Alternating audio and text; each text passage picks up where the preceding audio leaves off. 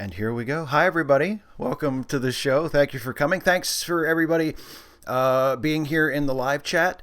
Yeah, I just looked back at the chat window and Radical Bacon says, we're waiting on Steve to get his mood lighting set up. Actually, the mood lighting has been set up for like close to an hour. I went ahead and set everything up ahead of time so I wouldn't be pushing it to the last second. And as you can see, as I mentioned in my Patreon hangout last weekend, we put up the Christmas tree last week, and every year when we put up the Christmas tree, the tree goes in the living room in the spot where this bookcase behind me usually sits. So when we put the tree up in the living room, the bookcase comes in here to live in this room for a month or so until we take the tree down after the new year. So for the rest of the year, and probably not too much longer after that, whenever I'm on the webcam, you will see this background instead of my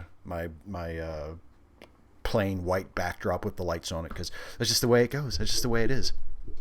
So thanks everybody for watching. Hi everybody in the chat. Thanks for joining me. As usual, I will get started with some questions that were submitted ahead of time by my wonderful Patreon patrons who make my life possible, and in just a tiny show of gratitude to them for their generosity, I like to answer their questions first thing.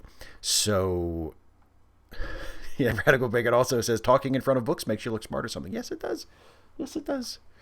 These are my wife's books, so I don't think I haven't read but a handful of them. So I just blew the whole makes you look smart thing because I just admitted that I tell you which one I did read. The Limerick. I read the Limerick. I read like that whole thing. It's like hundreds of limericks. I read the whole thing.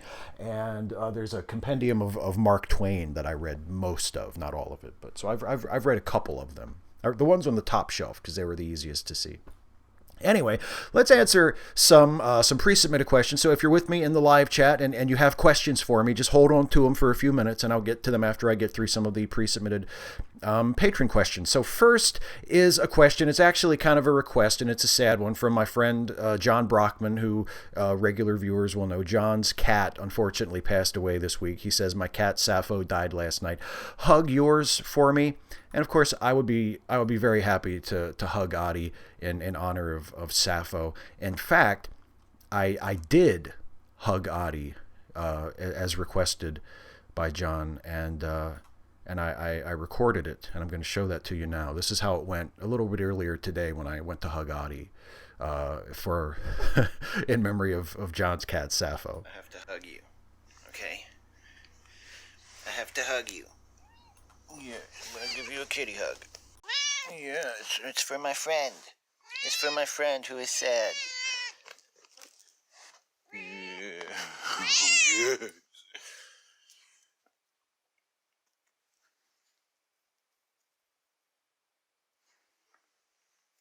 You've been hugged. So that's how that went.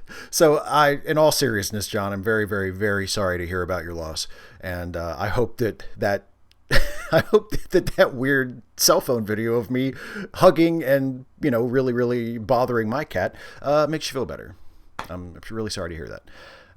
Next question is from Paul Nerves, who says, I'm a new viewer, so I may have missed this before, but have you been able to see any of the live MST3K revival shows with the new cast? Any of the Mads Are Back shows with Trace Ballou and Frank Conniff, or the Riff Tracks live simulcasts? Did you get a chance to go to either of the ConventionCon Expo Fest-aramas? Sadly, no. In fact, the answer to all of those is no. I've never been to one of the live riff shows from either Riff Tracks or the Mads Are Back or Cinematic Titanic back when they were doing that.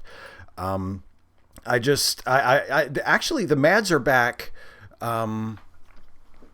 came to the sort of the next town over last year, and the MST3K live tour with the new cast came through DC earlier this year, and I just couldn't make it. I just didn't have time to go. But I would have loved to, but no, I've never been to an actual live event in the theater. I've seen some of the live events after the fact. I have a couple of the Riff Tracks live specials on DVD, and I've watched a couple of the other ones that I got through the website. And so I've seen a few of them, and I have some of the cinematic Titanic stuff. But no, I've never actually gone live to see them. So yeah, it's too bad because it sounds like a lot of fun. Okay, next pre-submitted question from the patrons is from Dr. Babylon, who I see is in the live chat. And Dr. Babylon says, Steve, I rarely discuss my criticisms of political correctness because, frankly, there's almost always something more important or interesting to talk about. But since I couldn't think of anything else this week, here you go. When you prioritize how people speak over what they say, then it creates an endless cycle of trigger words being replaced by euphemisms until said euphemisms become the new trigger words and need to be replaced. In this sense, political correctness and dog whistles are flip sides of the same euphemistic coin. The internet has sped this process, thus leaving less intelligent people feeling frustrated because they can't keep up and keep getting called out, whether or not they are willfully bigoted. Actually correcting inequality in the United States will require legal and institutional changes, an end to gatekeeping for trans people, anti-discrimination protections being kept in place and actually enforced, sexual harassment actually being punished, and so on. And in the case of racial injustice, it frankly requires the redistribution of wealth because the mechanisms of segregation these days are primarily economic. Political correctness can exaggerate progress, which makes social majorities feel good about ourselves, but also fosters complacency among us and indignation when minorities demand further reforms. Despite these criticisms, I'm not against PC culture. It has the potential to make us into better people, and not everyone is lazy, myopic, or treats linguistics as the be-all, end-all of social justice. I do think, however, there is a danger in conflating politeness with progress, thoughts. There's so much in there that is so good that I really that I agree with and think raises excellent points. So let me just go through and name the portions of the comment and the question that I think are really onto something. The bit at the end where you say that linguistics are not the be all end all. That's very, very important. And you mentioned increasing and enforcing anti-discrimination protections for people, including for trans people. So much of the argument about trans equality, trans rights, etc., is being carried out by people on the anti-side who are making, as ContraPoints pointed out in one of her videos recently, they're making linguistic arguments, but they're framing them as scientific arguments when they're nothing of the kind. And so that illustrates the danger of looking at linguistics and mistaking the language for the thing that the language is referring to and treating it as some kind of immutable, permanent, universal truth, when in fact it's not. So that's a really good point. We shouldn't get so hung up on the language that we lose sight of other forms of progress, deeper, more longer lasting forms of progress. So I think that's a good point. You raise a good point about the cycle too, but then again, I think that's just how language works. I mean, there will always be a cycle. There will always be an evolution of language where certain terms become offensive, are recognized as insensitive, and so we decide to try to get away from those, but we still need to talk about things and refer to certain things, so we come up with newer, more acceptable terms, and then eventually, for whatever reason, maybe those become unacceptable, and so we have to come up with another way of talking about it. That's just the way language works, and that doesn't really bother me all that much, but it is a good point that when you say political correctness and dog whistles are sort of flip sides of the same coin. The difference, of course, would be that political correctness is intended to engender more respect, more consciousness, more sensitivity for things, whereas dog whistles are inherently underhanded and deceptive and abusive and designed to let bigoted, abusive people say bigoted and abusive things that will be recognized as such by other bigoted and abusive people while not ever flatly, blatantly saying anything bigoted or abusive. So but you're right. I mean, they are opposite sides of the same. You're using euphemisms to refer to things that, for whatever reason, are not considered to be acceptable for one reason or another. And it is true that when people are called out for the language that they use, it can be very frustrating, particularly when the offense was not intentional. I think those, for the most part, unless it's a situation where someone is genuinely being unfairly uncharitable or oversensitive, which doesn't happen nearly as often, I think, as people say it does, as the people who complain about it say it does. But it does happen every once in a while where maybe someone's having a bad day or someone's just being uncharitable to another person, and they call them out and give them a hard time for something that they didn't mean, and they don't give them a chance to change or atone or whatever.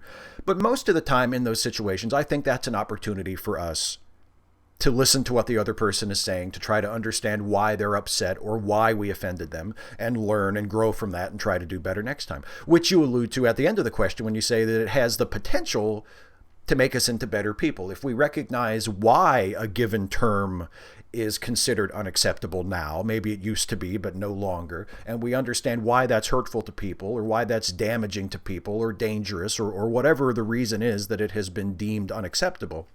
When we understand that, and we understand the reasons that underlie that, that can really make us better people. It can make us more sensitive and more understanding and more informed. So it has the potential to be something very good. But I think, as with everything, you just have to keep it in perspective. You know, you can't assume that the language is the end all and be all. You can't assume that just because people are more polite now that social progress has been achieved. You have to keep it in its proper place. Not that it's not important, because I believe it is. Big picture, I have very few complaints to make about what people call PC culture. I don't think political correctness, generally speaking, is a threat or is anything to worry about, or is oppressive or evil or damaging or what have you. There are instances where it is maybe abused or it is mistaken for something that it is not. But generally speaking, I think it's fine. Stuart Lee, the comedian, has a really good bit about this. He acknowledges that it's imperfect, but that it's also better than the thing that it is meant to replace. And it's just a constant process of learning and growing and changing and refining. So yeah, I agree with a lot of what you say in your question. I think it's a lot of really good points that you offer in your question. I'm glad that you asked it, and I hope my rambling response was was acceptable. Next question is from Tom McDonald, and Tom says, there's just a month to go before you premiere your new series, and I'm dying to get the skinny on what it will be about. Can you announce what it'll be yet, or at least tease it with a tidbit that doesn't spoil the surprise too much anyway? I can tell you this. I can tease it this much. I don't want to give it away, because if I tell you what it is, then people who know what it is, or think they know what it is, or recognize it, will think they know what it's going to be, and it's actually going to be a little different than I think most people would assume it would be. But anyway, I will tell you this much. It will require a little bit of costuming for me. I will not be appearing in the videos as myself, and just last week I bought a wig. So there you go. That for the videos, I should clarify, not for my own personal use, for the videos. So that's the only hint that I can give you, and I will neither confirm nor deny. So I'm not looking at the live chat right now, but if anybody is guessing about what it's going to be, I will neither confirm nor deny any guesses that anybody makes about what the new show is going to be. But yeah, there you go. I bought a wig. Next question from a patron is from General Contact Unit Problem Child.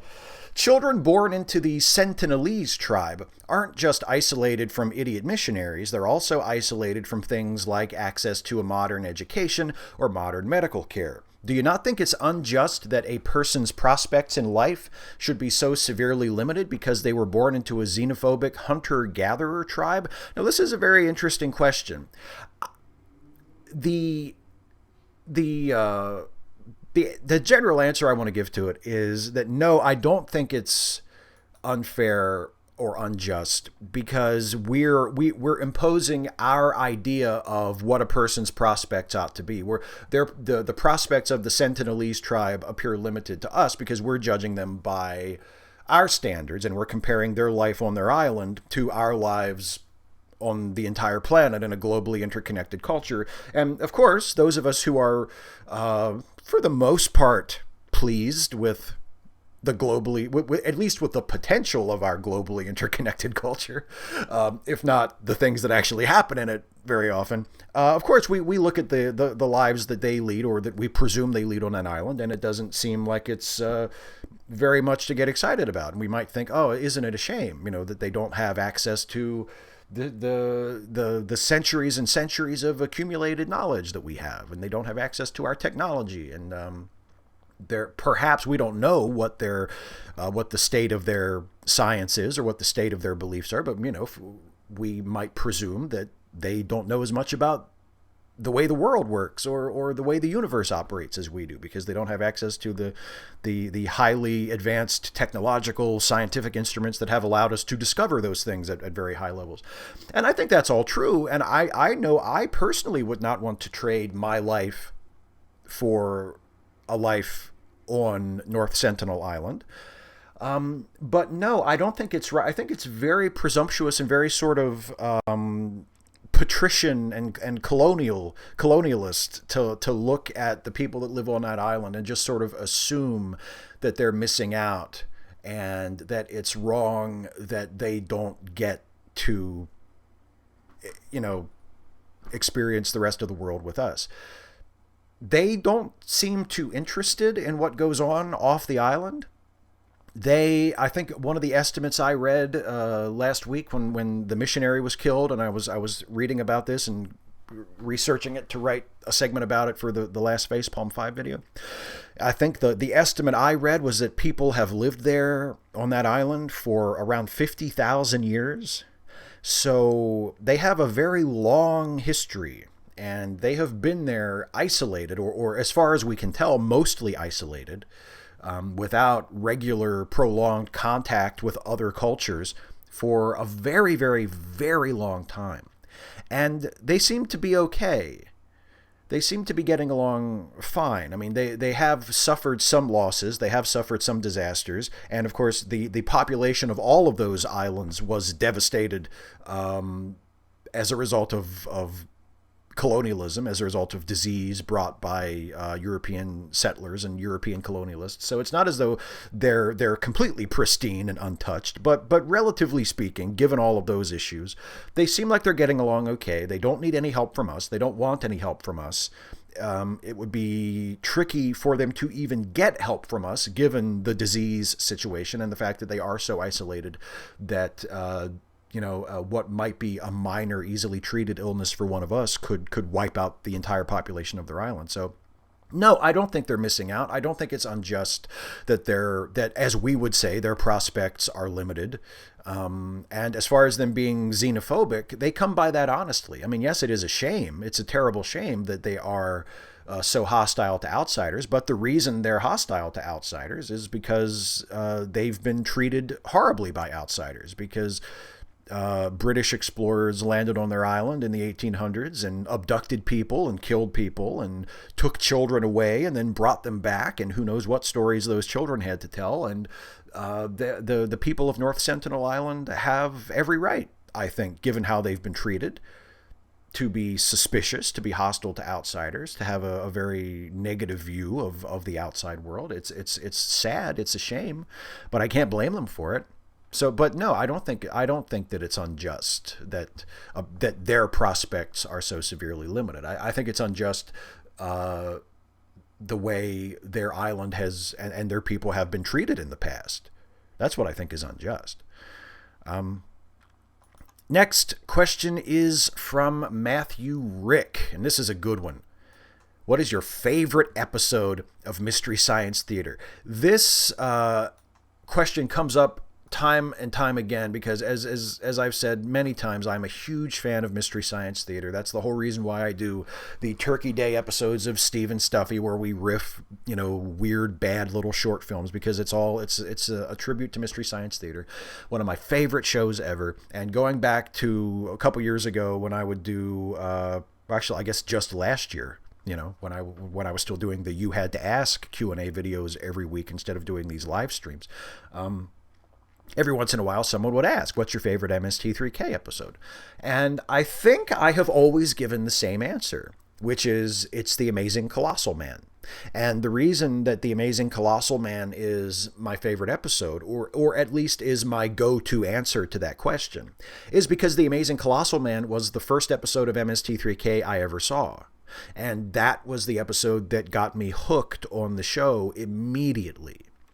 I was watching it, it was late at night, and it was one of the syndicated episodes. It was one of the Mystery Science Theater Hour episodes, where the show had been on Comedy Central for many years, and then to make a little bit of extra money and to spread the show a little bit beyond Comedy Central, they took a few episodes from the first, I think, 2 or 3 or 4 seasons of the show, when Joel was still on, before Mike came in as the host. And they edited them into 1-hour episodes, where each movie would get 2 episodes, would get 2 1-hour episodes. And so you would watch one episode and see the first half of the movie, and then you'd have to come back the next week and watch the second half to see the second half of the movie. Excuse me. And Amazing Colossal Man just happened to be the episode that was on when I was flipping through the channels one night, when I was probably, I don't know, how old would I have even been? 16, 17, maybe 18, teenager.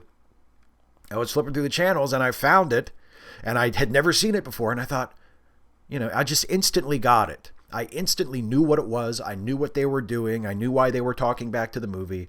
They made me laugh within the first minute of turning it on, and I was just hooked. I was fascinated by it. I watched the rest of that episode. I watched those Mystery Science Theater Hour episodes whenever they came on. When we got cable, I watched it on cable. We didn't have cable at the time. We didn't get cable till very late in my house. But when we got cable, I watched it in its original format. They had released a couple of episodes on VHS at that time. I went to our local video store and rented those and watched those, just devoured them. So I became a fan of Mystery Science Theater as soon as I saw it. And the first time I saw it was The Amazing Colossal Man, and that's still my favorite episode. That bit in The Amazing Colossal Man when the giant, when he's growing and they have him living in a tent, and he reaches down and they have this huge bucket of water, like a barrel of water that they have set out for him to drink from. And he's having one of his fits where he's laughing, and then he's coughing and he's starting to lose it a little. And he picks up this big barrel of water and he chugs from it, and the water's like running down all over his face. And Joel says, "That's your chamber pot, sir." And I died when I saw that for the first time. It just leveled me. So, long story short, it's The Amazing Colossal Man, my favorite episode, and the episode that got me hooked on the show. Here's one from John Burnsy. Is being the majority leader in the House of Representatives someone who has power? I'm curious what it is Nancy Pelosi can actually do in 2019. About Trump, about the Saudis, about those people being dealt with by ICE, about the spiraling costs in the budget. Also, how does one make Hillary a winner in 2020? Or gropey Joe Biden? The Democrats certainly wouldn't try to go as someone from the past like John Edwards, or off the board like Ralph Nader. What's Al Gore up to? If Nixon can come back 8 years later, why not Gore? Carry the one 18 years later. And no, I'm not forgetting everyone's favorite Larry David. I mean Bernie Sanders. Of course, if you want to go with a Jew who entertains, why not Mel Brooks? I still like my favorite idea, Newhart-Rickles 2020. I digress, but if you want Trump out, shouldn't there be a winning candidate from the other party who's able to get in? And are there a few who didn't run in 2016 who would be able to join the Democrats together? I think Trump is way too old, but I feel the same way about Clinton. I'm 50, and I find it bizarre that many are talking so much about millennials and then mentioning candidates much older than myself. Play to your audience, right? How old was Barack when he ran? Do you have any thoughts about a young, worthy, hopeful candidate who'd appeal to the large moderates? in the Democratic Party. So there's a lot in that question. First of all, yes, as Speaker of the House, Nancy Pelosi will have some amount of power and some amount of influence. She obviously will not be able to do very much on her own. She commands the majority of the House of Representatives, and as the majority of the House of Representatives and as the Speaker of the House, Pelosi, as a Democrat, will have the ability and will hopefully be exercising that ability to control committee assignments and to direct and oversee the Democratic caucus as it conducts much more serious and rigorous investigations of the Trump administration and their various activities. So that's the big thing, is that one of the chambers of Congress now is controlled by a nominally progressive party, and a party that is opposed to the Republicans and opposed to Trump, and is able and hopefully willing to seriously investigate them. So that's a good thing. As for the other candidates, my own personal hope is that nobody who ran in 2016 becomes a serious contender. I've said several times, I'm not an anti-Hillary person. I thought Hillary Clinton was fine. I think she would have been a fine president. I voted for her in the general election, and I'm not ashamed that I did.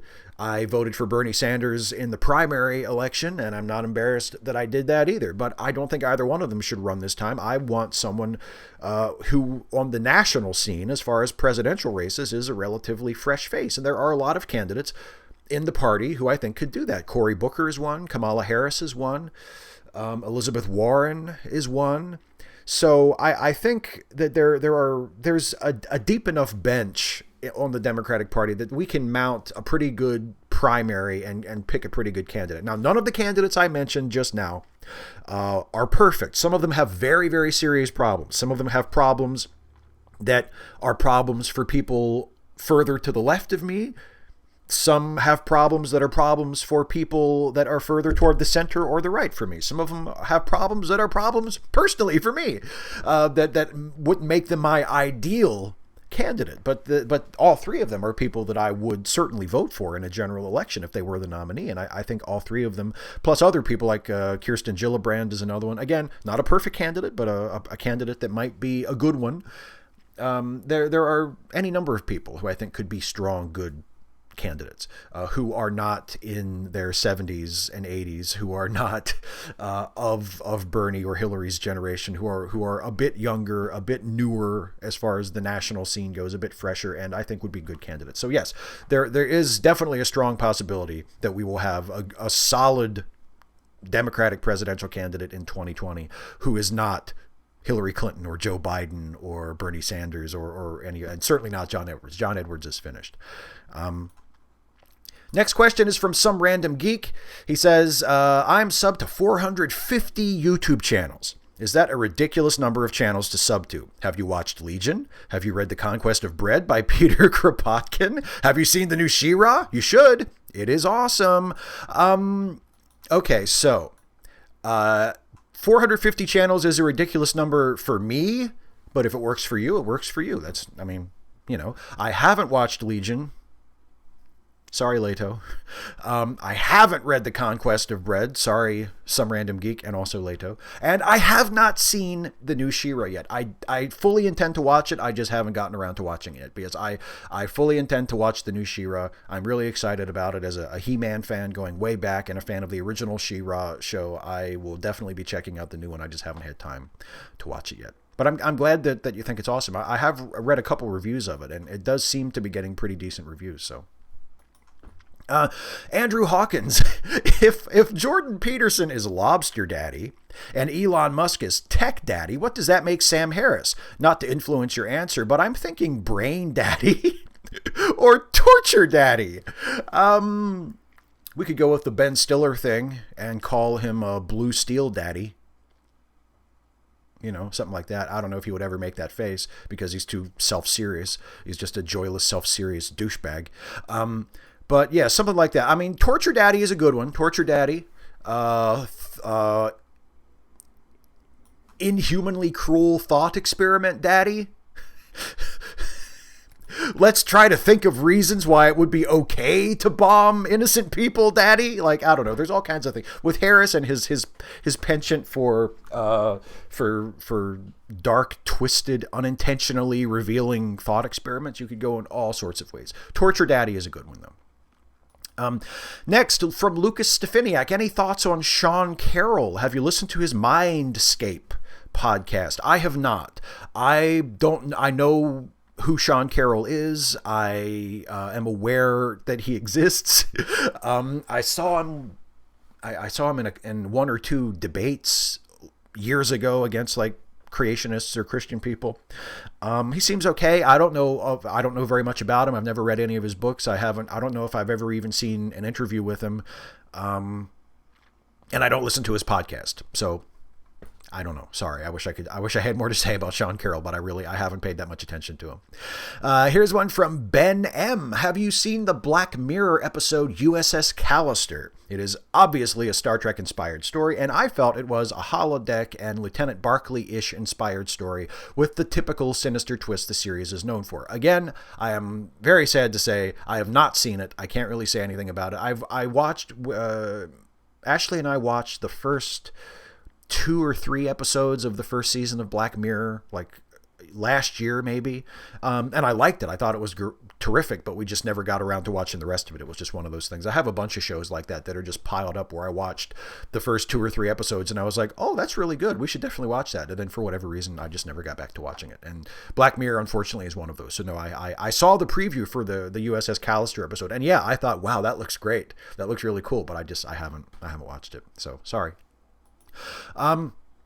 Here's another one from some random geek. Okay, 2 more last things, and I will try to make them quick. Our friend Joanna is always in financially difficult times. If people would donate money via PayPal to saphirajoe@gmail.com, please. If you can't give, share around the begging bowl on social media here, and then the link to that is in the description of this video. Actually, no, I don't think I put the description for the begging bowl in there, but I should put that. But I put her PayPal info in there. And then this is what she has to do in order to survive in this broken system. And if you are in the giving mode, our friend Electric Mayhem 87, Ashley, has her GoFundMe page in order to get back on her feet. Here is the link, and that is also in the description of the video. Give if you can, share around on social media as well. Again, thank you very much, Steve. Well, it's no problem. You don't have to thank me. I'm happy to do whatever little bit I can to help. And actually, I think I should thank you, some random geek. I think it's really cool that you consistently use whatever platform you have to try and push to help other people. That is amazing. The last, I think 2 or 3 or 4 of these live streams in a row, you've mentioned Joe's fundraiser, you've mentioned Ashley's fundraiser, you've mentioned things about other people. You know, I just think that's amazing. I just think that's terrific, and you should be commended for that, because that's a really, really, really good thing to do, to be helping people as much as you can. That's what we should all be doing. So believe me, you owe no thanks to me. The links are in the description of this video. Anybody who is interested or able to help, please check those out, share them around, donate what you can to help out our friends. And you owe no thanks to me, because it's literally the least I can do. And now there's one more patron question, and it is from Radical Bacon, who is also in the live chat. Hi, Radical Bacon, longtime viewer. Radical Bacon says, why are self-righteous people nearly always the shittiest people? Well, because being self-righteous prevents you from getting any better. You know, like if you're just a huge asshole and you're a self-righteous person, you're a self-justifying person. You think everything you do is great. You think your way is the right way, and you have a chip on your shoulder about people telling you that you should do anything differently. You know, you've put yourself above other people, so you've put yourself out of reach of being corrected. So that's why they're the worst people. They're the shittiest people, because they probably started out not that great, and they only got worse and worse and worse because there was no mechanism to to right their course. You know what I mean? And plus, nobody likes a person who's full of themselves. If you're just a pompous, conceited windbag who's full of yourself and think you're better than other people and you think you know everything and there's no fucking talking to you and you can't be taught anything, you don't feel like you ever have to change or learn or grow. I mean, it's just insufferable, you know? And even if they're not like a terrible, terrible person because, you know, they're committing some crime or they're doing some kind of, you know, morally reprehensible act in their life, they just come across as huge assholes and nobody wants to be around them. You know, it amplifies whatever negative qualities they have. So I think that it's probably that. No, just, you know, they can't be talked to, they can't be corrected, and nobody wants to be around them because they just radiate assholery like a rapidly rotating pulsar, just, you know, spreading it out into the universe in all directions. That's what I think. Hey, speaking, before I'm going to turn to the live chat in just a minute, I promise, and I thank you all so much for your patience. But there's one thing I wanted to get to really quickly that was in the news, not really in the news, but in the social media sphere in the last day or so that I've seen a lot of people sharing around and commenting on, and I wanted to share it with you all on the stream as well because it gives me a laugh. Just a second.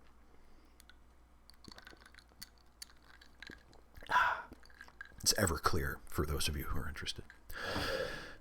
I will buy you a garden. No, it's water. It's not Everclear. And what I just sang was barely Everclear because not a singer. Anyway, so there was this tweet that was tweeted just yesterday by a guy. I'll show it to you here.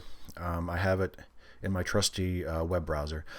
It was tweeted yesterday by this guy, Thomas Massie, who is a member of Congress from Kentucky, a Republican, although that will become obvious in a second anyway.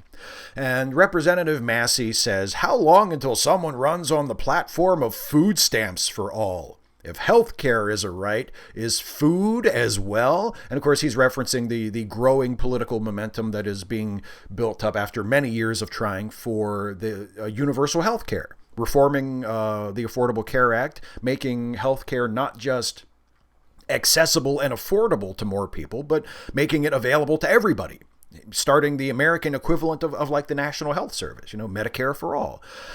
He's referencing that. And it reminded me of a couple of things that were mentioned in previous questions. Like some random geek mentioned that our friends have to hold GoFundMe fundraisers to pay their bills and take care of themselves because that's something you have to earn in our society. Survival is something you have to earn. It's not something that you're born into the world and people say, well, if nothing else, we'll at least help you to survive. You have to earn that, at least when you reach adulthood. And that's to many of us, that's a really twisted, fucked up, inhumane way of looking at things. So it touches on that. And the best part about Congressman Massey's tweet is this has become one of those instances where a right-winger said something thinking they were criticizing the left or pointing out how absurd the left's position is, and actually all they did was point out how awful they are and how morally bankrupt they are. Because he says if healthcare is a right, is food as well? And most of the people, at least the people that I can see in the replies to it, are saying, well, yeah, actually maybe food should be a right. The top response says, do Republicans ever have good ideas on purpose? Or do you all just accidentally step in one once in a while and mistake it for shit, which is the perfect way to put it. It reminds me of when they were talking about if Hillary Clinton wins the presidential election, why there will be taco trucks on every corner because Hillary is apparently so pro-immigration that all the immigrants will just run across the border and they'll all start taco trucks. And everybody was like, well, gee, that sounds terrible, right? Oh no, tacos, what'll we do? You know, see someone else here says, great idea, comrade. And then there was one that, yeah, this was the one I wanted to point out. This is my favorite. Some crazy chick responds and says, being pro-starvation is a hot take. Isn't that great?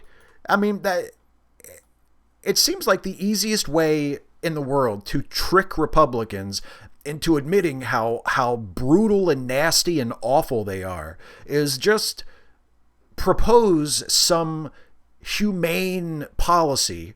Say, hey, let's make it easier for poor people to eat. And then just wait for the Republicans to rush in and say, oh, so now food is a right? And then you've got them, because then you can be like, well, so you're saying we should let them starve? We should just let people. That's what you're saying. That's the information you just volunteered. That was you felt the need to make a rebuttal to that proposal. When someone said, hey, let's help the poor eat, you had to rush in and say, and because you were against that, you felt like you had to oppose it. And your opposition was to mock it and to say, oh, yeah, sure. What next? Clean air? Come on. What? An education? How far are we going to take this? It's the easiest, and I mean the upsetting thing is that there are so many people who are still on that side who are like, yeah, why the hell should food be a right? Anyway, hi live chat people. I'm sorry that I've neglected you for the whole show. What are we? How are we doing in the live chat tonight? I just saw a question from Bodego Senior. Here's a good question. If Trump is so concerned about fake news, why not propose legislation or sign an executive order requiring any broadcast labeled as news to only broadcast verifiable facts? Well, I think we all know why he would never do that, because that would be the death knell of his favorite network, the Fox News Channel, because there's no way that Fox News could survive as it currently exists if it were required to broadcast verifiable facts on its news shows. Why that destroys their whole business model. So that's never going to happen. That's just never ever going to happen. But it is a good point. I mean, if you do think that fake news is such a problem, why not support legislation that will mandate that news broadcasts tell the truth as far as they're able? It makes sense to me.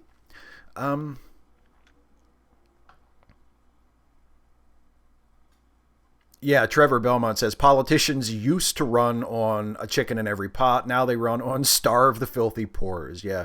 I mean, I think they kind of have always done that. It's just that they're a lot more. Not always, because it wasn't chicken in every pot was Hoover's thing, wasn't it? And Hoover was a Republican. So I can't say they've always done that. But in the last 40 years or so, they've been against. They've sort of said, you know what, to hell with poor people, and to hell with minorities, and to hell with everybody who isn't a white, hetero, conservative, Christian, natural-born American. Like, they've basically done that. But they haven't come out and said it like that until the last, couple of years. Then now they're not even bothering with being surreptitious about it. They're just saying, yeah, fuck them. And as I've said before, that's the scariest part about the last couple of years under Donald Trump, is seeing how many people are hearing the unvarnished bigotry and intolerance and hate of the Republican Party and saying, yeah, sign me up. Like, that's the worst part. Let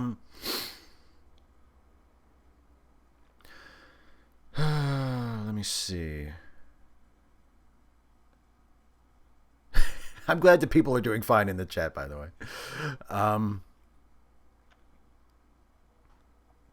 Liam Foley, what do I think of Joe Kennedy, Joseph P. Kennedy III as a candidate? Yeah, I think he, if he decided to run, he would have to be taken seriously. We in the United States love to romanticize our history, and we love our dynasties, even though we say we don't. We love a good political dynasty, and if Joseph Kennedy decided to run, he's got the right name.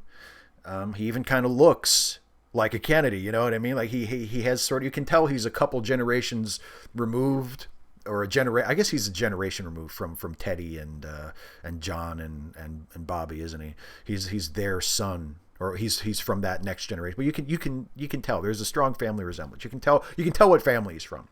And yeah, I think he would be a good candidate. He would be a good candidate politically. I don't know enough about him to know if he would be someone I would support personally. If he would be like my first choice in a primary, I don't know that much about him. But yeah, if he decided to run, I think he would definitely be a viable candidate. Some random geek. I approve of you cosplaying in your next video project for getting away. Well, thank you. It's I'm really looking forward to it.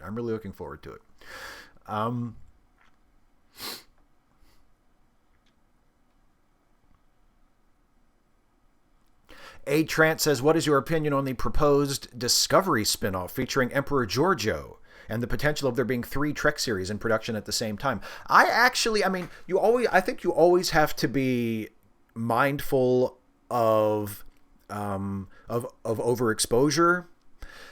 So if it were 3 Star Trek shows back in the 90s when they were on syndication or network, or kind of a network in the case of UPN, and you were getting 25 episodes a year, and all 3 shows were being aired at the same time, that would be overexposure. But the way they're doing it now, if they intend to keep releasing new TV episodes on CBS All Access or on Netflix internationally, and you're doing 13 episode seasons, it would probably be more something like they would do Discovery, and Discovery's 13 episodes would be released, and then there would probably be a gap of a month or so, or a couple of months, and then let's say the Picard show would come out, and then it would have its run, and then there would be another gap, and then the Giorgio show would come out, and it would have its, so they would be airing one at a time. They would all be in production at the same time, and they would always be writing and shooting and editing and etc., but it wouldn't be nonstop Star Trek all the time, and I think that would be fine. I think that would be fine, especially since they tend to be, they treat them like limited series anyway. It's not like Discovery is being run Discovery is being run like a Netflix show, not like a network show where it's on a regular schedule, where every year they're pumping out 25 episodes or 22 episodes or whatever, no matter what. They can have longer gaps. They can take longer to shoot the episodes and get everything right. They can release them more on their own schedule.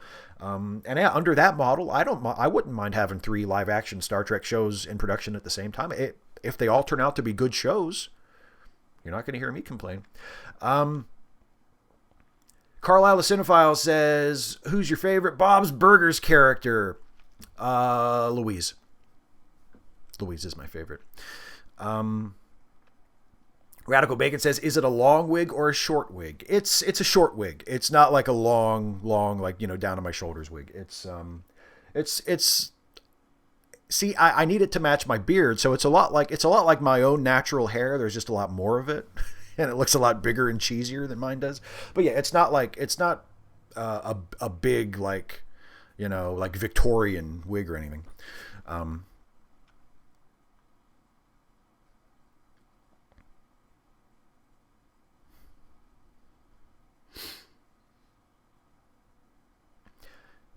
Oh, and Xpage 112. Sorry to hear that. Sorry to hear that you lost a close friend. That's there's a lot of that going around. I did a thing earlier. I don't know if you saw, but John Brockman had a pet die recently, and you say you've lost a close friend. I'm very, very sorry. I'm very sorry. Please don't apologize for bringing the mood down. If you needed to get it out there and mention it, that's completely fine with me. No, the wig is not an afro. It is not a rainbow afro. It's not a clown wig. No.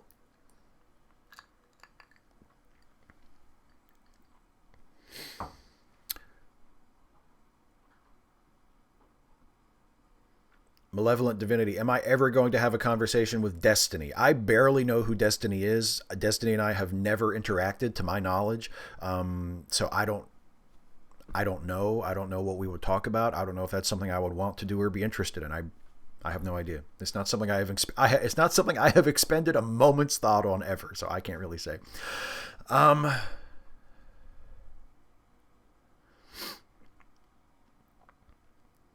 Radical Bacon, would you ever consider getting some Baroque wallpaper? Oh, yes, I would consider it.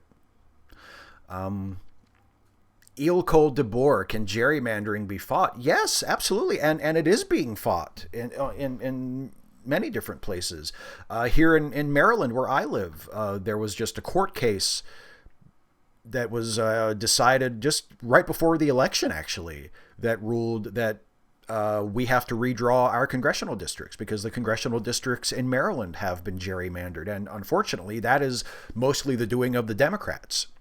And they will, so, the Democratic Party is guilty of it as are the Republicans.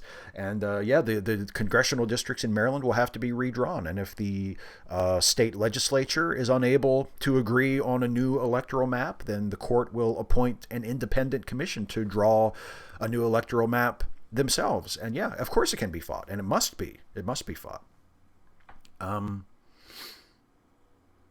Yeah, I know. I saw that Christy and Kevin had Destiny on earlier, or they were. Yeah, but I haven't watched that stream. I haven't watched that show yet, and like I say, I know very little about Destiny.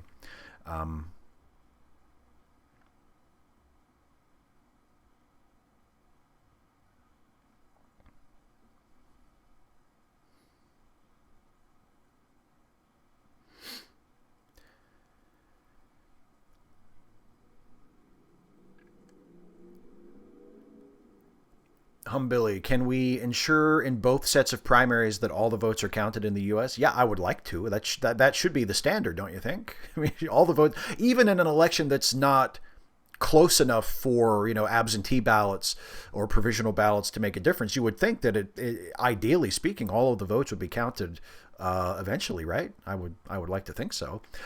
For or against the Electoral College? I think I'm against it. I've gone back and forth over it a few times, and I think I have landed on the against the Electoral College side. And honestly, one of the things that has turned me against it most decidedly is reading a little history, a little bit of history that I wasn't taught in high school. No fault of my history teacher, who was an awesome history teacher. We just didn't happen, to learn this bit of American history. That the Electoral College was introduced in the first place as a concession to slaveholding states. And it's like, well, if it's only there because it was meant to if it was only there because it was meant to placate slaveholding states, if that's why it's there in the first place, maybe it shouldn't be there at all. So I've kind of come down on that. And just in a national election, to elect a national officer like the president, it just seems only fair that whoever gets the most votes in a national popular vote should be the winner. So yeah, I think I'm against the Electoral College.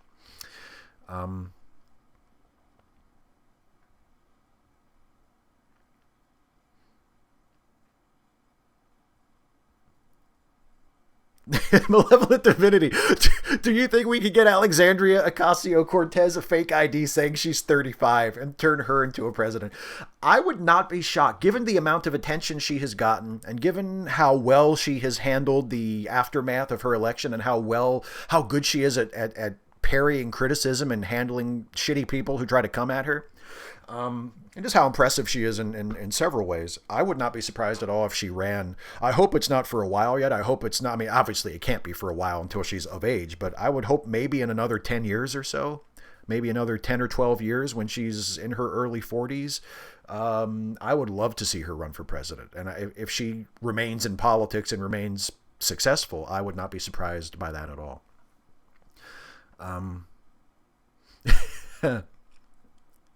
Zombie Singularity, you dodged my wig hat question, bro. I didn't mean to, bro. I didn't see it. So I apologize. What was your zombie wig hat question? Feel free to answer it, to ask it again.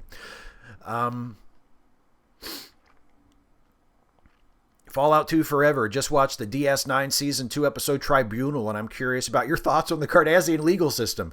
The show trial, everybody is guilty, and it's not even guilty until proven innocent. It's just, you're guilty.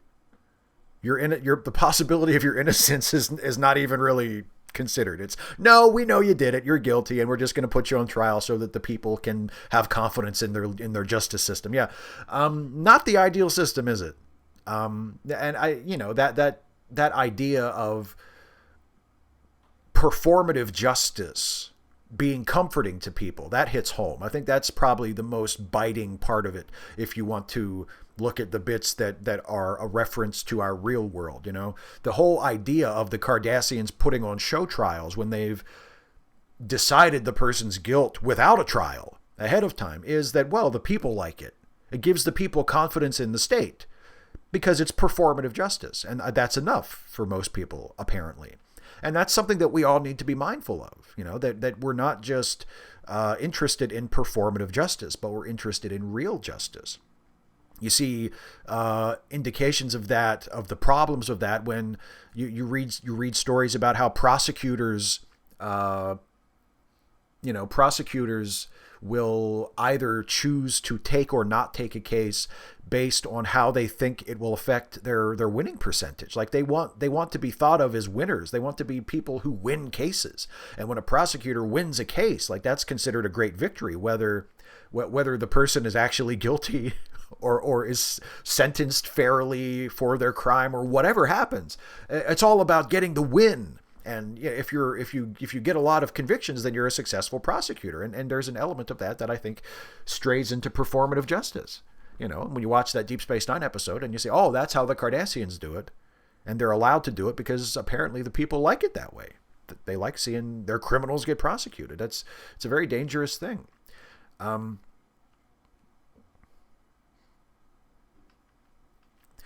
Trance, what advice would you have for someone looking to start their own YouTube channel?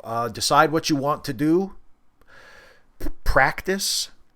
Don't be too upset if your first couple of videos or even your first couple dozen videos don't turn out very good, because the more you do it, the better you'll get at it. If you are going to be on camera, make sure that you have good lighting. If you're going to be speaking, make sure you have a good microphone. I mean, just get the basics nailed down. Get the best sound and video quality that you possibly can before you start, depending on the size of the investment that you're able to make.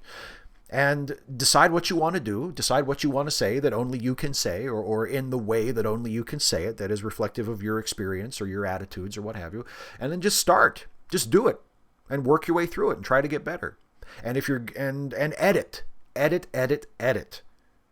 Don't be one of these people that says, well, I sat down in front of the camera and I recorded for 45 minutes and, I could probably take some of that out, but I'm not going to. Edit ruthlessly. Edit. Especially if you didn't script it.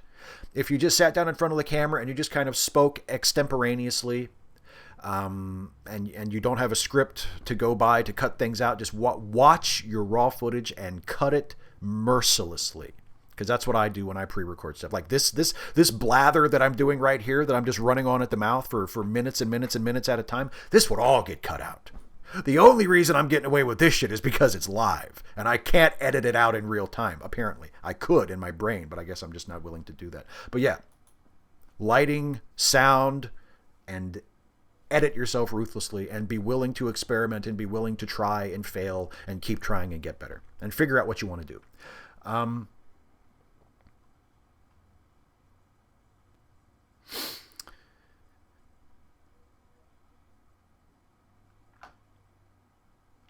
I see 255 AD. War in 2020, Cortez 2018. You on board? Yeah, it sounds good to me. I'm willing to entertain it. Yes.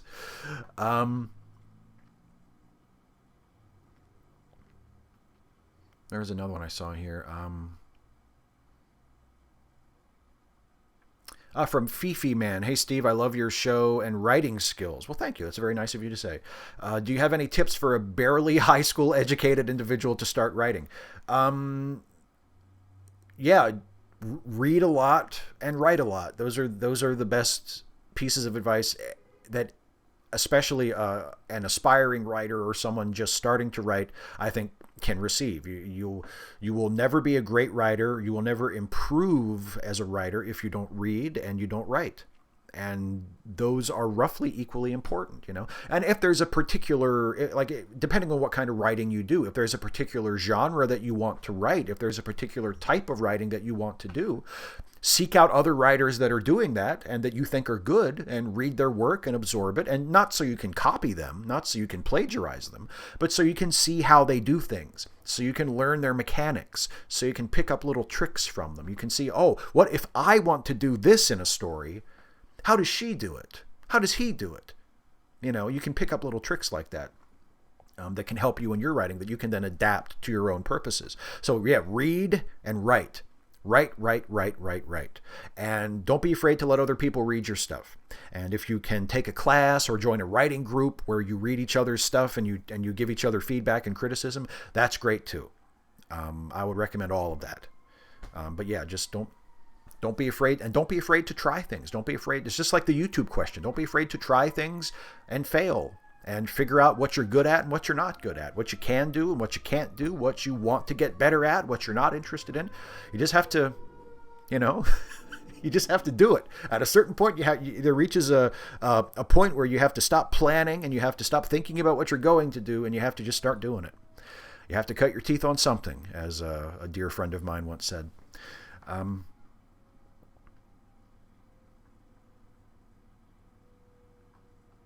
All right. So if anybody has any more questions in the live chat, just hold on to them for a few more minutes. I'm going to go through and answer some questions that were pre-submitted to me through comments on the archived version of the last episode of Ask Away. And then I will come back and we'll do a lightning round for everybody still in the live chat. And I'll answer questions for 5 minutes as quickly as I can. And then we will wrap this up. We will call an end to our revels here. So let's go back to some pre-submitted questions.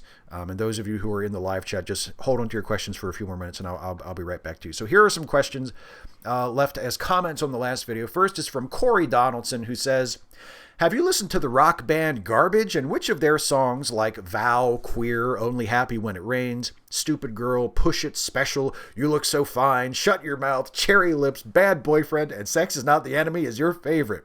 Do you have any favorite new rock bands? My favorite new band is The Beaches, which is a very cool female rock band with some awesome songs. I can't really think of any new bands or new acts that I'm into at the moment. I've been woefully negligent with keeping up with music and listening to new music for the last couple of years. So I honestly can't tell you like a new band, a recent band that I've just gotten into that I'm really excited about. So I can't really answer that one. But as for Garbage, yes, I've heard most of Garbage's first album. I haven't kept up with them, I'll be honest. But their first album, their self-titled album, which has, I think that has Only Happy When It Rains and Stupid Girl on it. I've heard most of it. I haven't listened to it for a long time, but I've heard most of that one. And yeah, that's a good album. I like, those are good songs. So I guess the one I can hear the most clearly in my head, having not listened to any of it for a long time, is Only Happy When It Rains. So I guess I'll go with that as far as which one is my favorite. But yeah, I mean, I remember their first album. I think their first album came out when I was in high school, I believe. So I remember them being on the radio, and I remember listening to that album. Next question is from Ahoyerno, who says, Bad Mouse Productions has said that rent is theft, and after pondering it for a while, I now agree with him. I don't get why my landlord gets money that should go to my children instead, just because his grandfather did well 50 years ago. As far as I can see, there is no ethical or moral justification. There's not even a valid economic justification, assuming equal opportunity should be in place. When I bought a house, I did so primarily to stop giving him money he doesn't deserve. Any opinions on rent? Well, yeah, I mean, full disclosure, I rent. This is a rented apartment. I don't own my own home, so I have a landlord. My landlords and I and Ashley, we have always gotten along. I have no complaints to make about my landlords. They're have always done right by us, and I think we're lucky. We have pretty good landlords, and we have a very, very reasonable rent. But yeah, I'm completely sympathetic to people who are not in that situation. I mean, I'm reminded almost every day of how good I have it. And one of the ways I have it good is that I have good landlords who are nice, reasonable people. A lot of people are not in that situation. And especially people who, for whatever reason, find themselves living in houses or apartments that are owned by large companies, where the landlord isn't an individual, it's a committee, it's a corporation. And it's that kind of situation where you don't have a relationship with your landlord. You don't know who the landlord is as an individual. You can't have any kind of understanding or rapport. You're just a unit to them. You're not a person. You're just part of what makes up their bottom line. And that's a terrible situation. And it's not a very good situation for people who struggle, for people who have to make it on low incomes to be in. And it's rife for exploitation. So yeah, I mean, I would, people who say, landlords should be abolished. I mean, with all, I love my landlords. I'm very happy, but yeah, I can't really fight against that, considering how many people are exploited by it, considering how many people are in terrible situations as a result of landlords that are far more unscrupulous and unethical than the ones I've experienced or had experience with. Yeah, it would be better if we looked at basic things that everybody needs as though they were fundamental rights. Like I was talking about when we went through that Republican congressman's tweet a few minutes ago. Well, why shouldn't food be considered something that everybody is due, just a basic thing that everybody gets? Why shouldn't a place to live be something that everybody gets, that's just considered a basic thing? That's one of the 3 necessities of life that we learn those in elementary school. Food, water, shelter. Actually 4. There's 4 necessities. Food, water, clothing, and shelter. Right? 4 horsemen. Why shouldn't everybody just get those? Why shouldn't we arrange society so that even if you have nothing else, even if you can't afford anything else but the basics, at least you have the basics. You won't ever have to worry about where you're going to live, whether there's going to be a roof over your head. You won't ever have to worry about where your food's going to come from. You won't ever have to worry about clothing yourself or clothing your kids. Like these are things that will just be provided by society for ourselves. We will take care of each other to that extent to make sure that we have the basics. I do not see why, especially in a nation as wealthy as this one, why that should not be the case. I really don't. I don't see the argument against it. At this point, there may be a cold-hearted, ruthless economic argument against it, but I really don't even think there's that, unless you're just blatantly taking the side of the wealthy and the people who want to make as much money as possible at the cost of anything else. But I definitely know there's not a humanitarian argument against it. There's not a human argument against it. Next question from the Ghost of Sabotage. What stuff do you use for your glorious facial hair, if anything at all? Well, that's easy. Yeah, nothing at all. I just wash it. I let it. I trim it every 2 weeks, and I just keep it clean. And if there's like a stray hair here and there, I might pluck it or trim it to keep it relatively neat. But yeah. Trim it every 2 weeks, keep it clean. I've never had to use like beard oil or anything like that. If I use that stuff, it would probably look better, to be honest. When you get up close to it, I mean, it's still, I'm happy with it. It's a fine beard. But I mean, I'm sure if I really put an effort into it, it would look really nice. But I don't. I guess I don't have that level of pride in myself. And I'm the one who suffers for it, really. Next question is from Gabrielle Alexander, and this is a long Trek question, so I'm going to go through these really quick and then just sort of come back to it all at once at the end. So, would you consider doing a Trek actually on possibly one of these? Number 1, Star Trek captains ranked from your least favorite to favorite. Number 2, a ranking of the most powerful Star Trek beings. I know it seems silly, but there are still a lot of people who believe the Borg could enslave Q or the wormhole aliens. 3, by making Chief O'Brien a sort of everyman type character, did the writers of Star Trek contradict the enlightened evolutionary view of humanity that Star Trek was supposed to stand for by having a character that displayed narrow-minded views about a lot of things? Number 4, out of all of the Star Trek engineers, which would you say was the best of the best, ranked from least favorite to favorite? Number 5, out of all the Star Trek niche or clickbait-like characters, Data, Odo, Spock, 7 of 9, Worf, Geordi, etc., which was the best and why? Additional side question, was Star Trek Enterprise somehow better or worse off for not having such a character? Vulcans were not clickbaitable by the time Enterprise aired. Number 6, per series, and then out of all the series, who would you say is the most useless crew member? So, for example, you could say Ensign Travis Mayweather for the show Enterprise, but out of all the Star Treks, he would only rank second. First place going to Ensign Harry Kim from Voyager. Oh, poor Harry. And then number 7, do you agree or disagree with the Federation's action and political position with the Maquis? They seem like victims that are being exploited by known villains, the Cardassians, yet the Federation calls them terrorists for fighting back to keep their own colonies. And then the questioner also notes, as of the date of my writing this question, I am only on the beginning of season 4 of DS9, so I don't know if the Maquis start killing innocent people. Well, I won't spoil that for you. I think all of those are good potential topics.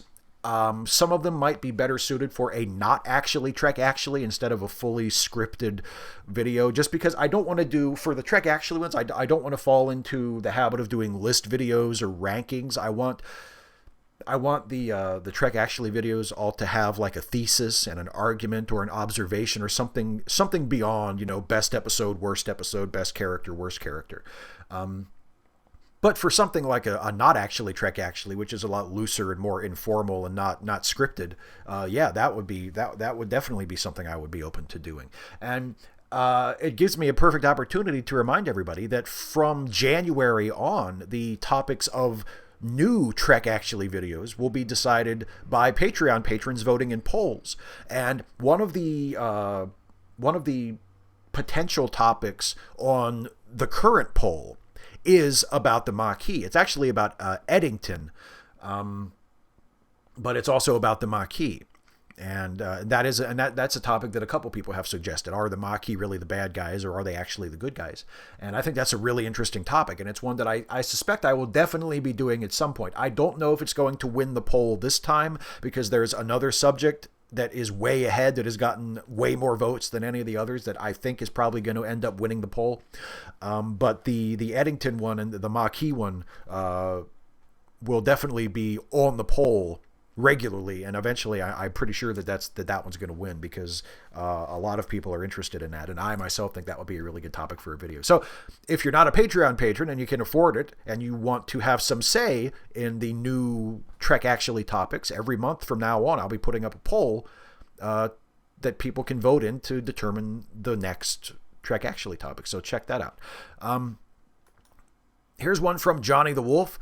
Hey, Steve, a while ago you talked about your love for Tommy Wiseau's The Room. Do you have other favorite gone bad movies? If so, what are they? Mine is Dragon Hunt, starring the McNamara twins. Have you seen it? If not, I highly, highly recommend it. I have not seen Dragon Hunt. A lot of my favorites are ones that I discovered through Mystery Science Theater. So I maybe count those, maybe don't, because is it the movie I like, or is it the Mystery Science Theater episode that I like? You can't really, which one is it? But as far as movies, bad movies that I love that have not been given the Mystery Science Theater treatment, there's a movie that Ashley and I got on DVD a couple years ago.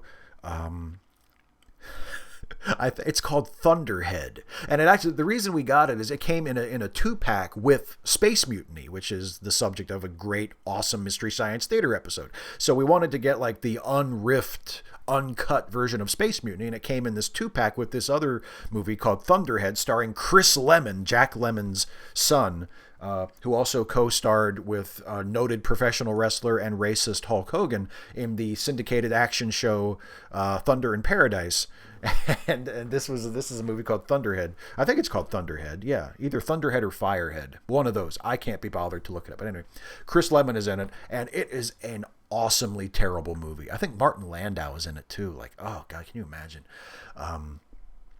What a great actor. And he's like, got bills to pay. Thunderhead? Yes, count me in. But yeah, that would be one I would nominate. And there's this other movie that was in one of those cheap, like, $10 DVD sets where you get like 50 movies for $10 or something. And most of them are just really low budget schlock. And we have a couple of those that we've watched just, for our own amusement. And I vividly remember, one of those was a movie called Hip Hop Locos that featured a scene where someone was choking another person to death in a car. And the scene lasts for like 10 minutes. And it's all choking. It's like, it's you watch a person choke another person for like 10 minutes. Like, speaking of editing, speaking of the importance of editing. So I would also nominate Hip Hop Locos. And last one, from Artie Science Gal. Steve, I think you gave up on your Twitter critic too quickly. Think of all the fun back and forth banter we could have all been treated to. In his defense, your joke struck me as more of a small sarcastic quip, and within it was a kernel of indignation despite your denial. Maybe a serious person is not the right one to play with or just needs more drawing out. Personally, I would have loved to see more engagement between the two of you. Ah, well, but I was just wondering if you have a Star Trek category to your playlists that I'm not finding somehow. Well, for the first bit, I'm not really into, I mean, I took that person, the person that I shared the tweet from last time, who was trying to go after me because of the, the folks thing and misinterpreting my sarcastic remark as though I were virtue signaling or whatever. That person was a troll. That person was being disingenuous and was being, sort of hostile and shitty to me. And I don't believe in engaging with hostile, trollish, shitty people for entertainment. I just don't do that. I don't enjoy it, and I don't think that that's a worthy use of my time. So yeah, maybe it would have been more entertaining or more interesting for people to watch the back and forth banter that we could have all been treated to. I don't want to have fun back and forth banter with trolls. It's not fun for me. I don't want to banter with them. Bantering is something that you do with someone that you have chemistry with. It's someone that you have a rapport with. It's like a double act. You're bouncing off of each other, and you're setting each other up, and you're paying each other off, and it's like a partnership when you banter with someone. Even if it's just momentary and informal, there's like a mutual thing going on there. And I don't want to do that with a troll, with a shitty person who just tries to come at me and do something shitty on the internet. And who is so fucking clueless that they don't even recognize what it is that they're responding to in the first place. That's just a waste of time. And I don't want to waste time with trolls, even if it would be entertaining for other people to watch. So I apologize if you were hoping that there would be a more prolonged interaction with me and that person, but that's just not going to happen. I'm just not interested in that. I don't like it, and I don't like the feeling that I'm giving trolls what they want, which is attention. I don't want to give them that. I want them to go away. And as far as the Star Trek playlists, yes, I don't know why you haven't found it, but there's a Trek Actually playlist that has all of the Trek Actually and not actually Trek Actually videos in it, and that is on the front page of my channel. So look for it there if you haven't found it yet. There is not a playlist that has all of the Star Trek videos that I've done over the years, because I did a couple Star Trek themed episodes of the 5 Things series as well. Those are not in the Trek Actually playlist, but the Trek Actually playlist accounts for most of them, and it's listed on the front page of my YouTube channel. So that's it for the pre-submitted questions. Now, to those of you, my friends, my viewers in the live chat with us, let's go ahead and load up our questions, because, as I said a minute ago, it is now time for the lightning round.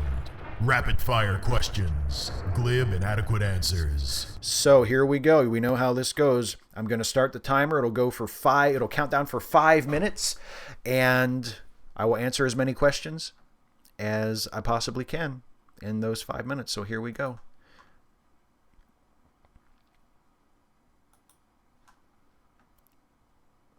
Oh, and some random geek posted it in the chat. That's nice. Liam Foley, is there a Star Trek episode that you like that many hate? For me, I love The Way to Eden.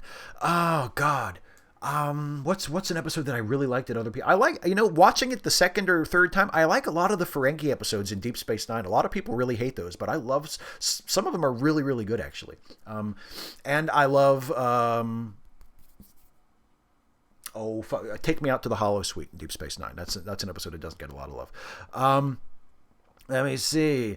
Jordan Joan P. Hey, Steve, did you watch the new MST3K when they ripped Mac and Me? It was so funny, and also a movie I have actually seen for once. Yes, I loved the new season of MST3K, and I thought Mac and Me was a great way to start it and wound up being one of the best episodes. Radical Bacon. Wait a minute. Malevolent Divinity. If there were A Trance, your least favorite YouTube atheists. God, like all of them except for R and Ra at this point. I still love RN. I love PZ Myers and people that I've interacted with, like Christy and Kevin. There's a lot of them that are my favorites, and pretty much everybody outside of that circle are fucking garbage. Malevolent Divinity. If there were a magic beam which you could use to turn into a woman for a set period of time, returning your beard when you transform back, would you use it? It might be interesting to see how the other half lives. Sure, maybe I would try it. Yeah. Radical Bacon. A friend of mine and I are watching DS9, and Eddington has just been introduced. And he's like, is Odo going to leave the show? How do I not spoil the show for him? Yeah, just tell him Odo's not going anywhere. But shh, don't let on about Eddington. Don't spoil the 25-year-old series. Matt Machado, can you show us your dance moves? No, because I don't have any. Humbilly, no electoral college. Will it be better to be in a huge state because your vote matters? Would it be better to be in a small state so you don't have to see presidential commercials? I think if we go with a national popular vote, the issue of whatever state you're in it becomes less important though, right? Because it's a national total. So everybody's vote in every state counts for the same. That's probably a really like superficial and simplistic way to look at it. But anyway, that's what I just said. Some random geek. Is democratic socialism true socialism?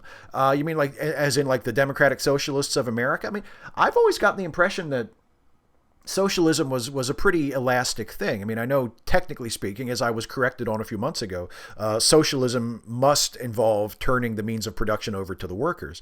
And anything that does that, or at least that advocates for that, I would think would qualify as socialism. Do democratic socialists are they not on board with that? I'm not sure.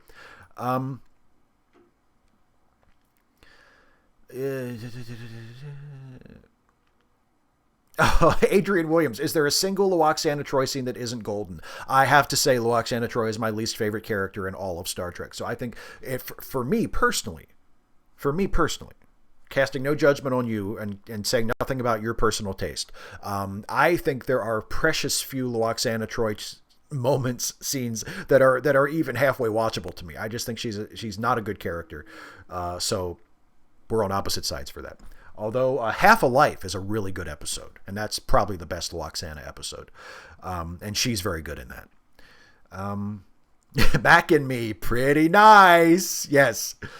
Adam Rainsniper, hey Steve, I got $50. Want to go out drinking and punch up to 50 Nazis? Is it $1 a Nazi? Is that how we go? If it only cost $1 to punch Nazis, fuck yes. Some random geek. What about the YouTuber Potholer54? Thoughts? Watched very little of it. Watched very little of his stuff, so I can't really say. Trevor Belmont. What happened between you and Hugo and Jake, if anything?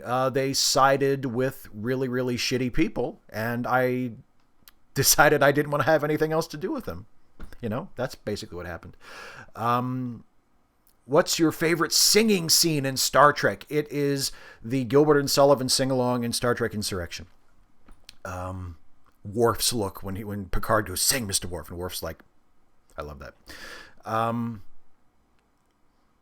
Can you, Fifi Man, can you show us your cat? I will show you my cat in just a second. Malevolent Divinity, is it worse to be ignorant or malignant? I think it's worse to be malignant. Nobody listens. You spoiled the show for me now. I've just started watching it. I'm sorry. I didn't mean to spoil anything. I apologize. That really sucks. It's hard to keep track when like it's a 25-year-old show. I assume we're talking about Deep Space Nine because that's the one we've been talking about. I apologize. I apologize for spoiling it for you. That's time, but I will finish the questions that are in the window because that's only fair.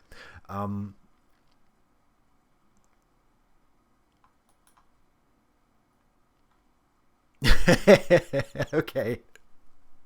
Andrew Hawkins, is Baby going to end up killing Tasha Yar? Well, not on our show.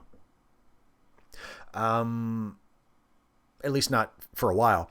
Ilko DeBoer, how do you stand on pineapple on pizza? I think pineapple on pizza is good. I like pineapple on pizza.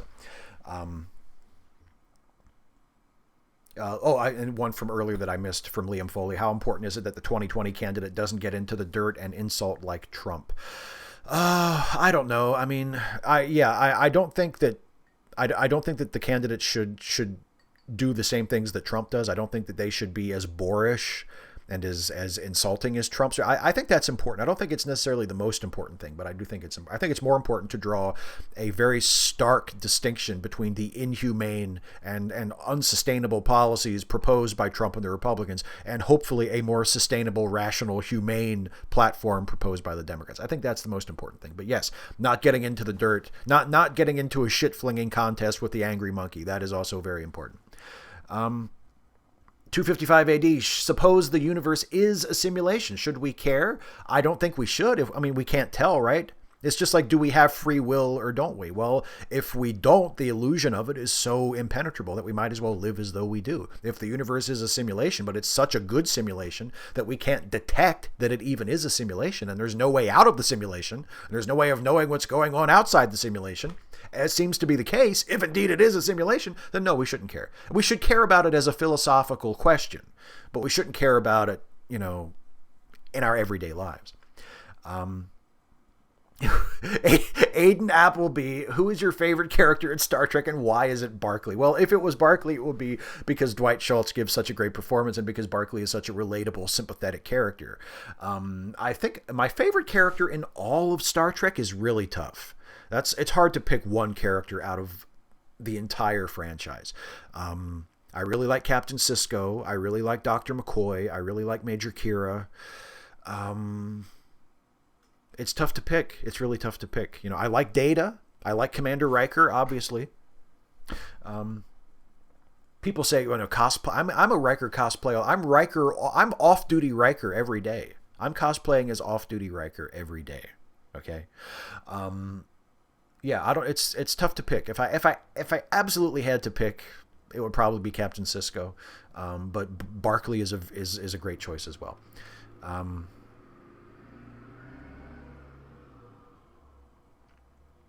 Yes, I will make an effort to watch Potholer 54. See, Trevor, if you dig Loxana, that's great. I know. Actually, I have a couple friends who are like huge Loxana Troy fans, and I think that's fine. I've never been a fan of the character. Adam, your new hair looks awesome, man. Your new hair looks awesome. Raddest Scorpion, Steve, isn't Squirrel the best? Squirrel is the best. Squirrel has really become a really cool character in the Steve and Stuffy videos. I'm very pleased with how Squirrel has turned out. And it's a testament not so much to my writing, but to Ashley's vocal performance, because she really is great as Squirrel. And encourages me to keep writing for that character and keep finding reasons to bring that character in. Liam Foley, I'm really into the singer-songwriters of the 70s. John Denver, Gordon Lightfoot, etc. Do you like that music? Yeah, absolutely. I like John Denver. Yeah, I think John Denver's music is good. And what else is another good one from that genre? Jim Croce. I like Jim Croce. Who else? I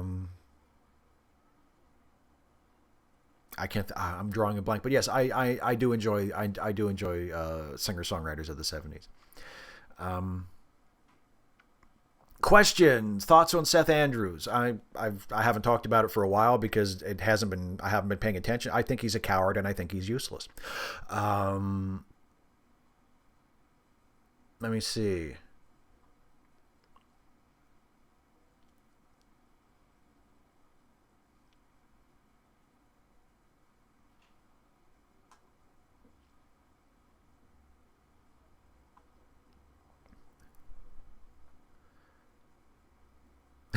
Terry Weaver says, I can tolerate you not being a commie, but pineapple on pizza, unfollow. I apologize.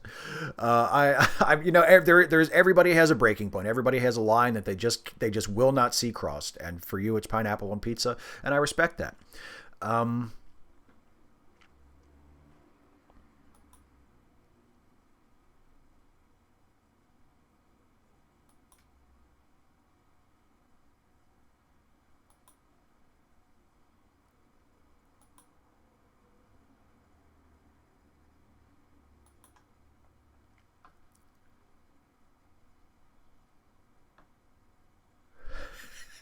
Okay.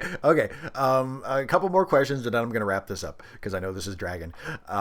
Instead of Ilko de Boer, instead of dance moves, perhaps you can show us your Riker stance. Well, you got to put your You got to put your knee up on something. So it would be something like this, right? This is the Riker stance. He always puts his leg up on something. So it would be like, let me do it. Let me do it this side so you can see it better, so that the chat window is not covering it. It would be like this. You put your leg up, and you go like this, and you're like looking at the view screen, like that. That's a Riker stance. It'll be better if the shot was framed so I could stand up. I don't really have a lot of room to move here in the frame, but yeah, that's a good Riker stance. Radical bacon broccoli on pizza? Yeah, why not? Yeah, broccoli's good with cheese, right? Broccoli would be good on pizza. I don't know if it would be my favorite topping, but sure. I like broccoli. I like pizza. Why the hell not? Trevor Belmont, do you play chess? Not often. No, not often. I used to play it a bit more than I do than I have recently, but I can play it technically, like I know all the moves, but I don't think I'm a very good player. Okay, I'm gonna do one Riker maneuver for you. I'm gonna have to take off my earbuds, so I'm no longer tethered. I will do this is just for you folks. Okay, I'm gonna do a Riker. I'm gonna sit down in the chair Riker style. Okay.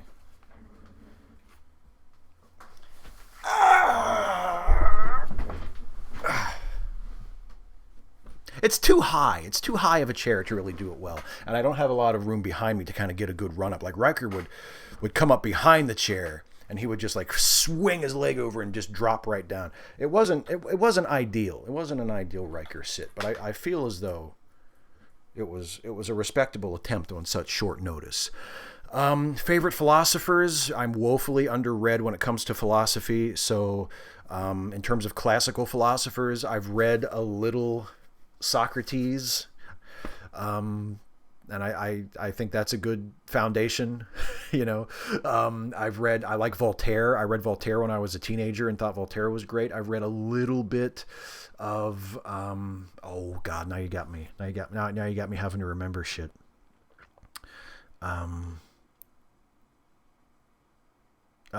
I can't think of anything.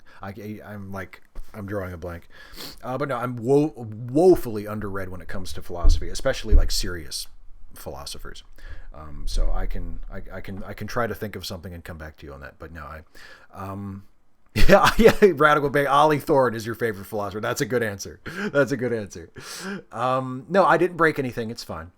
I haven't read any Dan Dennett. No, my exposure to Dennett has been just watching him give talks and stuff.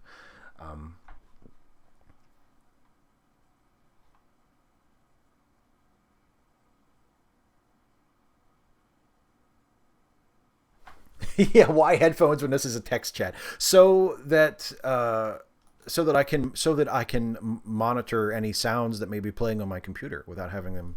I don't know. It's a good question. Anyway, oh, you know what? What's the comic strip? The philosophy-based comic strip. I can't think of any. I can't think of anything tonight. But the philosophy comics is good and is a good sort of gateway into philosophers, a gateway that I have not gone through and walked nearly as far through as I should have, obviously. Okay, 255 AD, thoughts on Matt Dillahunty. See my thoughts on Seth Andrews, because they're basically identical.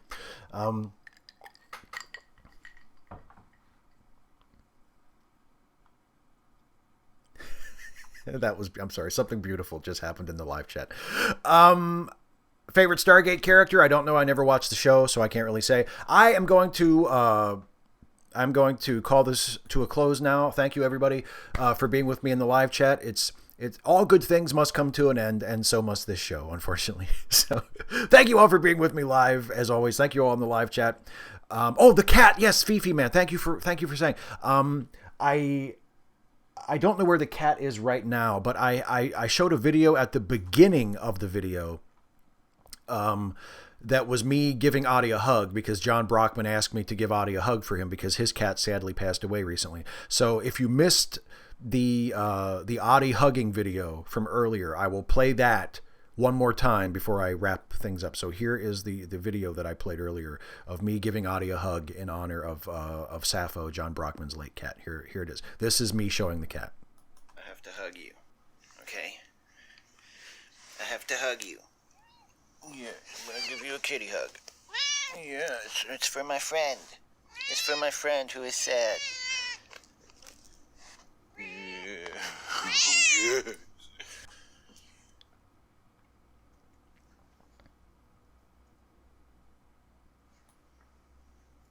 You've been hugged. So there's the cat. That was Adi.